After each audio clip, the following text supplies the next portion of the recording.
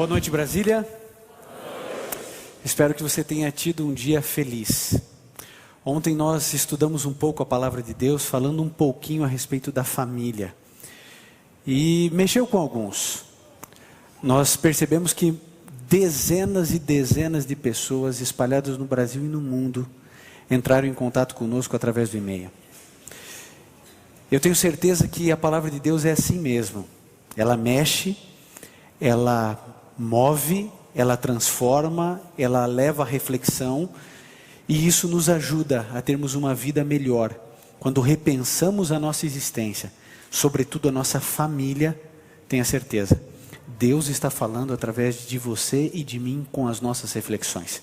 Ontem nós abordamos um pouquinho a questão da família, hoje nós vamos falar a respeito de casamento, homem e mulher, as suas relações e o que Deus, o que a Bíblia tem a dizer sobre isso. Nós temos planos e sonhos para a nossa vida como homem e como mulher. Eu gostaria de dizer uma coisa muito especial a você.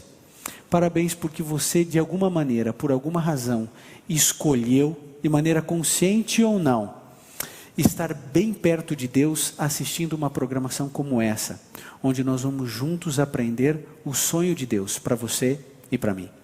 Querido, quando a gente fala a respeito de homem e mulher, a gente precisa voltar à estrutura primeira do homem e da mulher. E isso nós encontramos no livro de Gênesis.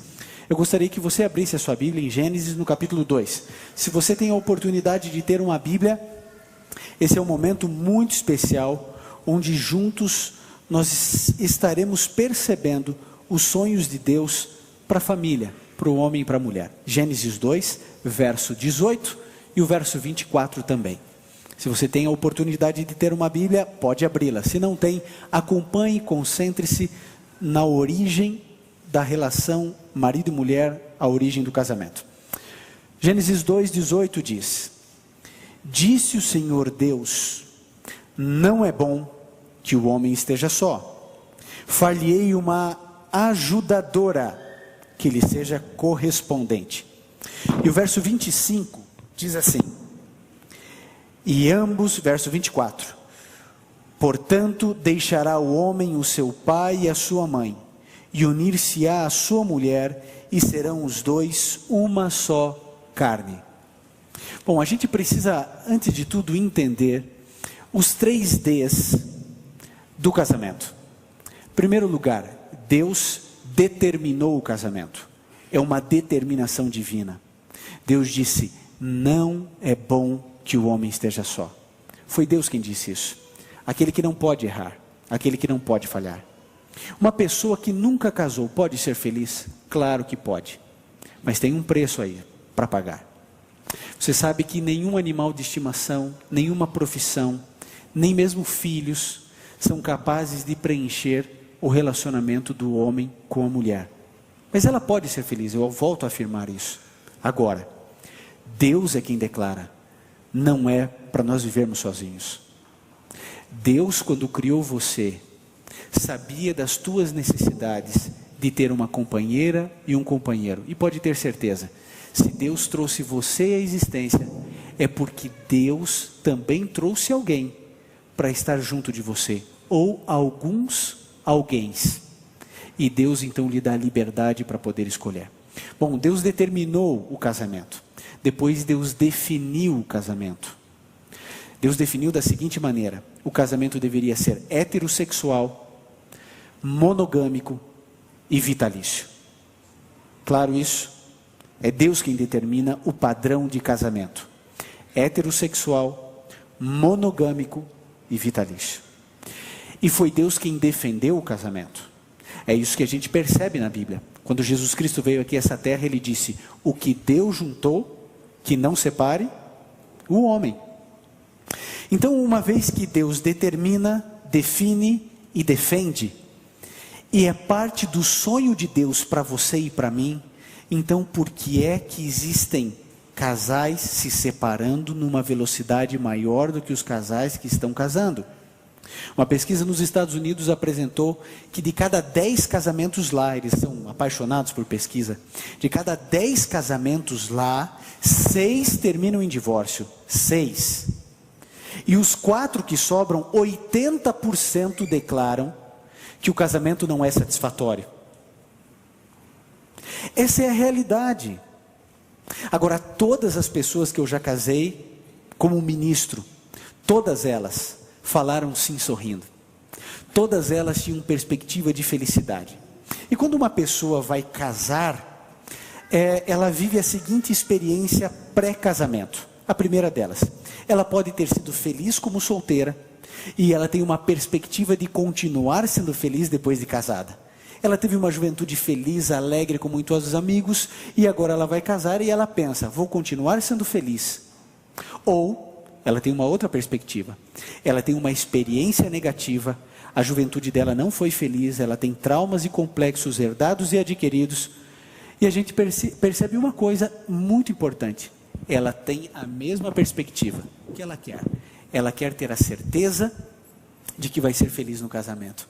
Agora, por que é que muita gente não consegue? Agora, antes de qualquer coisa, eu quero fazer uma pergunta para você pensar. Você conhece um casal feliz? Só um. Será que você consegue lembrar de um casal que você julga, esse casal é feliz, eles estão sempre juntos, estão sempre contentes, mas não é só a aparência, você conhece pelo menos um? Querido, se existe pelo menos um na sua memória, sabe o que isso significa? De que é possível. Bom, nós percebemos que o casamento é plano de Deus. Então por que tem tanta gente infeliz? Bom, você sabe que desde que o pecado entrou no mundo, todas as vezes que o ser humano coloca a mão, tem problema. Todas as vezes. O casamento é necessariamente nessa ordem, uma instituição espiritual, depois emocional e só então carnal. O que nós fizemos foi deturpar o plano de Deus e inverter essa ordem. Hoje o casamento é carnal, depois emocional e por último, se for a cosmovisão do indivíduo, ele entende então como espiritual. E quando a gente inverte os valores, altera todo o plano e todo o sonho de Deus para todos nós. Eu, infelizmente, vivi numa geração, na minha juventude, que descobriu o namoro instantâneo. O amor instantâneo, que é o ficar. Agora você verdadeiramente acredita e acha que o indivíduo iria ficar ficando com uma menina ou com um rapaz 3, 4 por noite, e que esse indivíduo ia ter tantas experiências de beijos, abraços e de sempre ou quase sempre algo mais, e a partir do momento que ele falasse sim no altar, ele se transformaria a pessoa mais correta e fiel do mundo. Nós desenvolvemos relacionamentos descartáveis, instantâneos e recicláveis. Hoje eu estou com você, amanhã eu não estou, depois eu volto a estar com você. E a gente acredita que isso não vai refletir depois no casamento. É claro que vai. Agora a gente precisa lembrar de uma coisa muito clara. O problema do seu casamento não é... Você reparou na reportagem que foi feita? Todas as pessoas têm solução para o casamento. É simples. É como administrar a igreja dos outros, né? A gente que é pastor entende. É fácil, a gente sabe exatamente o que fazer. Resolver o problema do casamento dos outros é muito fácil, é muito simples. Tem que ter diálogo. Não, o problema do casamento é a rotina, esse é o problema. Não, o problema é a falta de comunicação. Não, o problema é a traição. Qual é o problema, querido? O problema do seu casamento não é indiferença. O problema do seu casamento não é porque você casou com a pessoa errada. O problema do seu casamento não é a rotina, não é a falta de diálogo, não é a falta de comunicação. O problema do seu casamento não é a falta de dinheiro. O problema do seu casamento é falta de Deus. Ponto. A semana toda poderia se encerrar aqui, porque não há mais nada a dizer. O problema de um casamento esfacelado é porque Deus não entra. E se Deus não entra, como ontem eu mencionei, o inimigo de Deus entra. Onde Satanás está, Deus não está. Onde Deus está, Satanás não está. É simples, mas é muito complexo quando a gente vai pensar em colocar na prática tudo isso. Bom, ontem muitas pessoas pensaram e algumas até perguntaram: onde está a família do pastor Ivan? Aí eu trouxe uma foto, mas eu acho que eu não sei, acho que eu não vou mostrar. Mostra ou não? A foto? E eu trouxe aqui para você ver a foto da minha família. Onde está a foto da minha família? Ah, aí, isso. Pronto. Aqui está a Sofia, a Luciana, o Gabriel e eu. Deus foi muito bom comigo, me dando uma família que eu não merecia. Deus foi muito bom. Eu trouxe também aqui algumas frases para a gente refletir. Eu quero que você, ao ler a frase, que você pense se essa frase é verdadeira ou falsa, certo? Simples. A frase é verdadeira ou a frase é falsa? Primeira frase, vamos lá. O ambiente determina meu estado mental. Pense, essa frase é verdadeira ou é falsa? O ambiente determina o meu estado mental. Verdadeiro ou falso para você? Pense. Segunda frase. As pessoas não podem mudar. Verdadeira ou falsa? Para pensar, não é para responder. Tem gente que não se aguenta, né? Impressionante. É falsa, é falsa. Você nem sabe onde eu quero chegar? Horas. Vamos lá. As pessoas não podem mudar. Verdadeiro ou falso? Vamos lá. Em um casamento desesperado, tenho duas opções. Verdadeiro ou falso? Tenho duas opções num casamento desesperado. Resignar-me e aceitar uma vida infeliz ou sair do casamento. Num casamento desesperado, eu tenho duas alternativas. Ou eu vou me resignar e aceitar uma vida infeliz ou sair do casamento. Verdadeiro ou falso? Última frase. Algumas situações não têm conserto e a minha é uma delas. Verdadeiro ou falso? Queridos, se você em algum momento, para qualquer uma dessas frases, respondeu verdadeiro, você precisa repensar muitas coisas na sua vida. Todas elas são falsas. Queridos, se o ambiente determina o seu humor, o seu estado de humor, você precisa de Deus na sua vida. Porque vejam, problemas você vai passar no casamento. Pode ter certeza disso. Sabe por quê? Porque você não é perfeito e a sua esposa não é perfeita. Sabe o que significa? Que você vai ter problemas no casamento porque o casamento é imperfeito. Se um casamento é feito de pessoas imperfeitas, qual é o resultado disso? É imperfeição. Agora, se essas dificuldades da vida, aí entra falta de comunicação, problema, falta de dinheiro, erros, etc., forem determinantes na sua vida, aí você vai ter problemas. A outra questão importante que a gente precisa lembrar, vamos lá, qual que é a outra frase? A outra frase diz que, vamos lá, pode passar ali de novo para a gente. Elton, vamos lá, vai passar. Está reiniciando ali, ok. Algumas situações não tem conserto e a minha é uma delas. Se você acredita que o seu caso não tem conserto, eu quero dizer que você pensa exatamente como todos os casais que pensam ou se separaram. Todo mundo acredita que o seu caso é único e que ele não tem condições de reverter o seu quadro. Todas as pessoas que se separam pensam assim, mas essa é uma frase falsa. Porque quando Deus entra, Deus reverte qualquer situação, mesmo a sua. Você pode dizer, mas o meu marido, ele tem problemas que o senhor nem imagina. E nem quero imaginar. Mas eu sei que Deus é capaz de resolver qualquer problema, inclusive o seu, principalmente o seu. Terceiro pensamento. Em um casamento desesperado, você só tem duas opções: resignar-se e aceitar uma vida infeliz, prostrar-se e falar assim, é assim mesmo, eu não vou me separar por causa dos filhos, eu não vou me separar porque eu não tenho dinheiro, eu não vou me separar porque o que eu vou fazer da minha vida, já estou velho. O indivíduo então, ele fala assim, eu vou aceitar essa vida infeliz ou sair do casamento. Você tem uma terceira opção. O dia em que você colocar Deus como o primeiro, o último e o melhor na sua vida, tenha certeza, a terceira saída, que é a única certa, existirá na sua existência. E o quarto pensamento diz, pessoas não podem mudar? Claro que podem mudar. Eu me lembro quando eu estava logo no início do meu ministério, no início do meu casamento, e o telefone tocou à noite. Eu não queria atender aquela ligação. Eu já estava cansado, já estava de banho tomado, eu precisava descansar um pouco, mas o telefone insistiu. E tocou uma, duas, na terceira vez eu disse, não, eu tenho que atender, pode ser uma emergência. E atendi. E realmente era uma emergência. Um indivíduo líder de igreja. Um homem que eu respeitava muito. me ligou dizendo assim: pastor, eu preciso falar com o senhor ainda hoje, é um caso muito importante para mim. Eu falei assim: mas já é tarde. E ele disse: eu posso ir na sua casa? Eu disse: venha. E ele veio, e sabe o que ele me disse? Ele disse assim: pastor, eu passo por alguns problemas no meu casamento. A minha mulher é linda, eu conheci a mulher dele.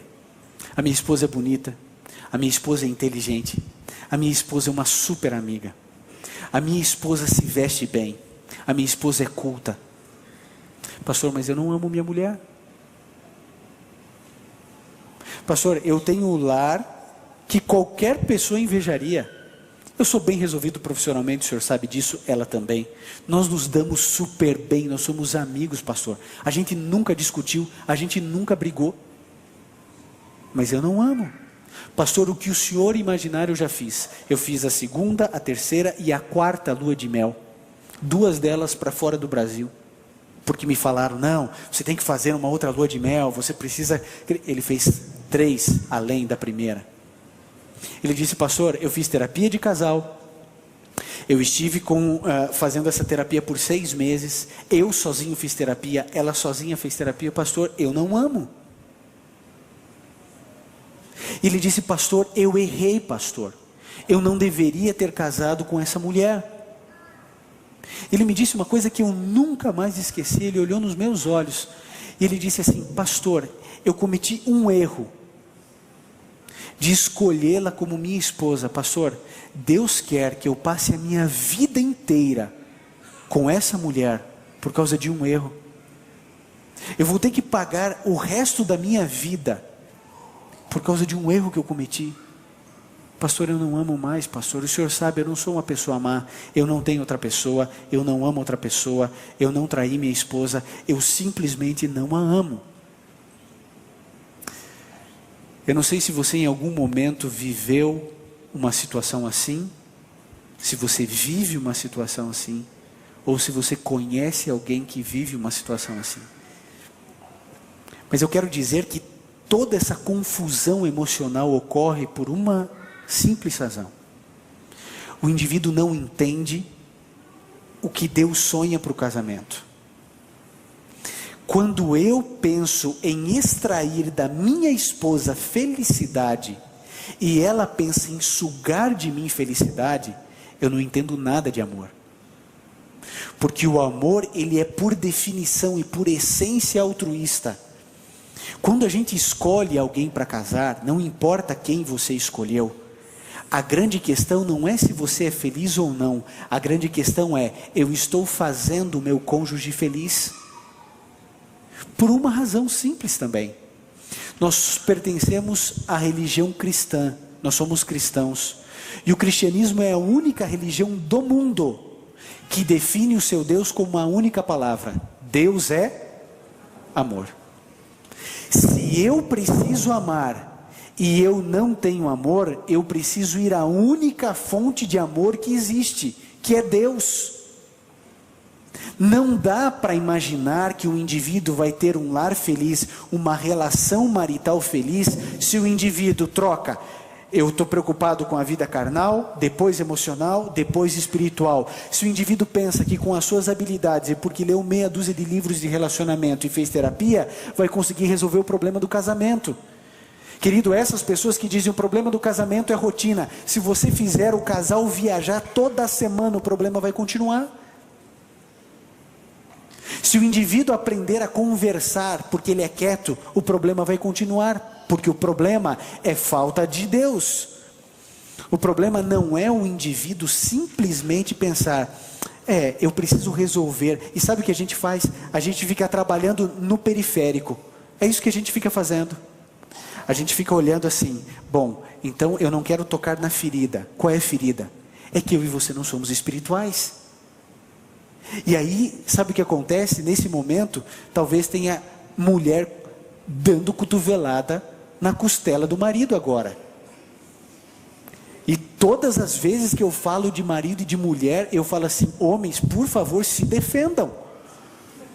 Porque às vezes é a mão que é triturada, às vezes é a costela que sai dolorida. Mas na verdade prática, mal comparando, nós deveríamos sair com os nossos ossos quebrados, homens. Porque a responsabilidade é nossa. Deus nos colocou como sacerdotes do lar. Eu, como pastor, como homem, como marido, eu preciso dizer: minha esposa, você leu a Bíblia hoje, você fez o culto com as crianças, vem aqui, vamos nos reunir, vamos fazer. Estarmos perto de Deus, termos comunhão com Deus, e aí as coisas vão acontecer. Vocês se lembram do rapaz que foi à minha casa à noite falar? Sabe o que aconteceu com ele? Ele separou e abandonou agora a terceira esposa. Porque o problema nunca foi a esposa, o problema é ele. Você sabe do que eu estou dizendo? A gente pensa que se a gente trocar de endereço, vai resolver o nosso problema, mas não resolve. O problema não é que você escolheu a pessoa errada, aceite isso. O problema é você. A gente está desesperado tentando mudar o cônjuge, quando na verdade isso é uma tarefa de Deus, não é sua. O meu papel é me prostrar diante de Deus dizendo: Senhor, habita na minha casa, faça morada aqui. Senhor, cuida dos meus pensamentos, dos meus sentimentos. Por favor, Jesus, cuida da minha esposa, cuida de mim. Senhor, me ajuda no trabalho, na faculdade, na universidade, onde for. Senhor, no trânsito, em qualquer situação, cuida dos meus pensamentos, cuida dos meus sentimentos. A sua esposa será tão ruim quanto você concentrar-se nos defeitos dela, e tão boa quanto você se concentrar nas qualidades dela. Mas é a mesma pessoa. O problema está aqui, na minha e na sua mente. Nós recebemos aqui na produção dessa semana, Sonho de Família, Felicidade que você sempre quis, um e-mail. Gerivão, o nome dele. E sabem, o Gerivão é uma pessoa que, por aquilo que ele escreveu, a gente já vê que ele é uma pessoa especial. Ele mora a 260 quilômetros de São Luís, no Maranhão. E sabe, me chamou a atenção o e-mail dele, porque ele disse assim: pastor, eu sou apaixonado pela minha mulher. Eu amo minha esposa e ela me ama. Pastor, nós temos 1 ano e 8 meses de casamento. Pastor, eu sou adventista do 7º dia. Ela não é. Quando eu me casei, eu me afastei dos caminhos de Deus, deixei de guardar tudo aquilo que eu aprendi na Bíblia, deixei de observar e deixei de frequentar a igreja. E sabe, em função disso, de deixar Deus um pouco de lado, eu mergulhei no trabalho, e ela também. E o resultado de me afastar de Deus foi que o nosso relacionamento foi deteriorando, foi piorando. E nós que nunca brigávamos, passamos a discutir. A gente que vivia situações tão lindas, a gente começou a viver uma realidade que a gente nunca sonhou e nunca imaginou. Um dia desses eu estava passando na rua e uma irmã da igreja, Joyce, o nome dela, falou que essa semana da família iria acontecer. E simplesmente ele disse: eu vou assistir. Mas ele conhece o grande conflito entre o bem e o mal, e ele sabia que muitas dificuldades ele teria para ir à igreja junto com a sua esposa. Mas ele começou a orar, clamar a Deus, e ele declara no e-mail: pastor, às 19h30, horário de Brasília, eu estava na igreja com a minha esposa, e o senhor não tem ideia de como foi difícil para poder chegar nesse horário. Pastor, a minha esposa ouviu cada palavra do sermão de ontem. E ele disse assim: pastor, a minha esposa já me disse muitas palavras bonitas, mas a frase mais linda que ela já me disse, eu ouvi ontem. Ela disse assim: meu amor, hoje eu decidi, eu vou me entregar a Jesus.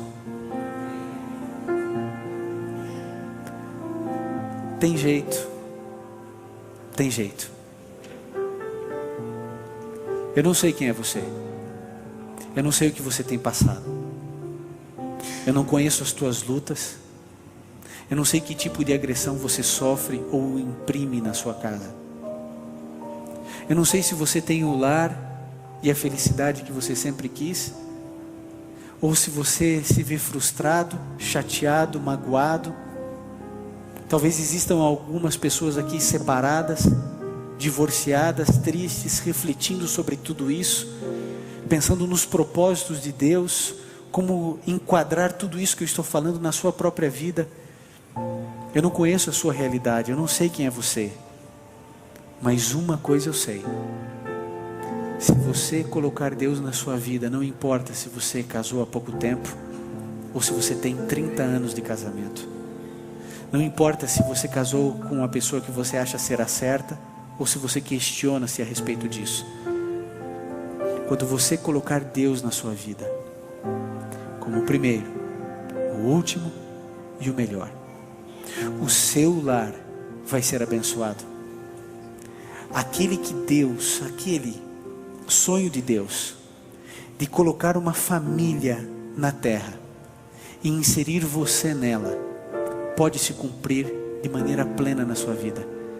O que você precisa é tomar a decisão de abandonar tudo o que existe de errado na sua vida, todos os seus pecados, todas as suas falhas morais, toda a sua mazela, todos os seus segredos, tudo que você traz de ruim. Jogue isso diante de Deus e diz: Senhor, eu não mereço, mas por favor, me dá uma chance, só uma chance. Talvez, querido, você já tenha dado muita chance para o seu marido, e talvez você já tenha dado muita chance para sua esposa. Dê uma chance só a Deus. Deus não precisa mais do que uma chance para entrar e transformar a sua vida. Eu quero chamar todos os homens aqui à frente, que querem verdadeiramente dizer: Senhor, salva a minha casa, salva a minha família, e me usa para poder fazer isso. Eu não valho nada, talvez você precise dizer isso para Deus, talvez não, mas é a hora de você dizer: Senhor, por favor me muda, por favor me transforma, por favor cuida do meu casamento, porque até agora eu errei tanto. Eu quero saber de homens e mulheres, mas nesse momento de homens, que tenham a coragem de dizer: Senhor Jesus, por favor, me use para santificar meu casamento. Senhor, eu quero salvar o meu casamento. Eu preciso salvar o meu lar. Eu não posso dar esse legado aos meus filhos, o legado da separação e da destruição de um lar. Eu quero, eu preciso e eu vou, pela tua graça, salvar o meu casamento. Existe alguém aqui nesse auditório que quer dizer isso para Deus e quer pedir ajuda para Deus, para que Ele entre como nunca na sua casa, no seu lar, para salvar, para abençoar, para cuidar do seu casamento? Se você quer dizer isso a Jesus, eu gostaria que você tivesse a coragem de Deus, dos céus, para vir aqui à frente, porque eu quero orar junto com você. Você que é sacerdote da sua casa e do seu lar. O pastor Milton irá cantar agora um hino dizendo: é a hora de voltarmos a Deus como nunca. É hora de entregarmos a nossa vida ao Senhor Jesus. Você precisa tomar essa decisão de pedir: Jesus, ajuda o meu lar, santifica o meu lar. Eu quero estar no céu com toda a minha família. Levante-se. Quem é o primeiro corajoso a dizer: Senhor Jesus, eu quero? Pode vir, vem à frente. Que Deus abençoe a sua decisão. Esse não é um apelo apenas para casamentos desesperados. É um apelo para homens que precisam dizer: Senhor Jesus, eu quero amar mais a minha esposa. Eu quero ser o marido que ela sempre sonhou. Eu quero viver o sonho que o Senhor tem para mim. Essa é a hora de você voltar como nunca aos braços de Jesus. Não demores para tomar essa decisão.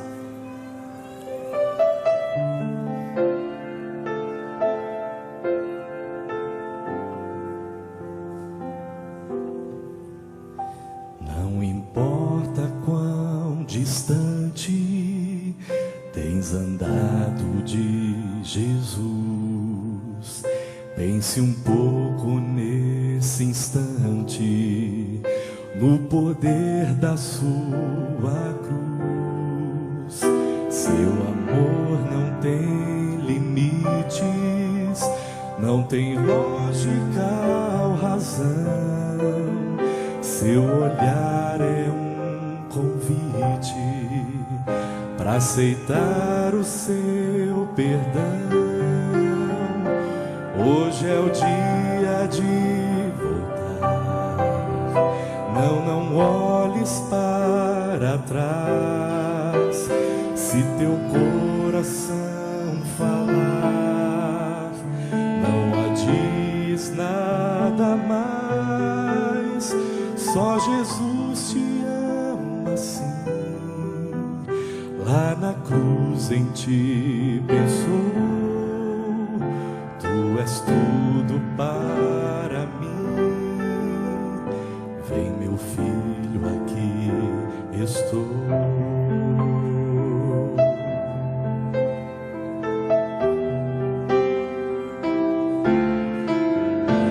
Os problemas do passado não vão mais te dominar. Os espinhos do pecado, seu poder vai arrancar. O vazio que te atormenta, só Jesus vai preencher. Se tua vida Ele aceita, pra que mais se esconder? Hoje é o dia de voltar. Não olhes para trás. Se teu coração falar, não adies nada mais. Só Jesus te ama assim. Lá na cruz em ti pensou. Tu és tudo para mim. Vem, meu filho, aqui estou.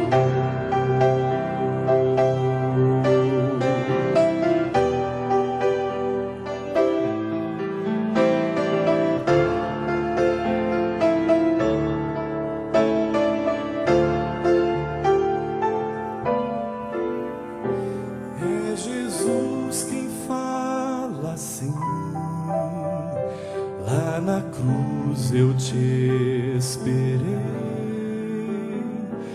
Volta agora para mim. Tanto tempo eu te amei. Vamos orar. Bondoso Pai, todos nós aqui somos maridos. O Senhor conhece os nossos erros. Do Senhor nada se esconde. E o Senhor sabe que grande parte da responsabilidade, às vezes, da fragilidade do nosso casamento se deve à nossa negligência, às vezes. Negligência espiritual, negligência afetiva. Mergulhamos tanto no trabalho que às vezes nos esquecemos que a nossa família é 1.000.000 de vezes mais importante. Pai, nos ajude não só a entendermos isso, mas a colocarmos em prática. A nossa esposa é um presente que o Senhor deu a nós. Nos ajude a colocarmos ela como rainha do nosso coração, a valorizarmos e a liderarmos a espiritualidade dentro da nossa casa, dentro do nosso lar. Por isso estamos aqui, diante do Senhor, para implorar a Tua ajuda, a Tua consagração na nossa vida, para que toda a nossa família sinta que somos líderes espirituais acima de qualquer coisa. Em nome de Jesus pedimos. Amém. Que Deus nos abençoe a todos nós. Que Deus nos fortaleça. cuide de cada lar que aqui representamos. Que Deus nos abençoe. Que Deus abençoe você que está nos assistindo no encerramento desse momento. Que Deus cuide do seu lar, da sua casa, da sua família. Ore a Deus, busque a Deus. E o seu casamento pode e deve ser restaurado.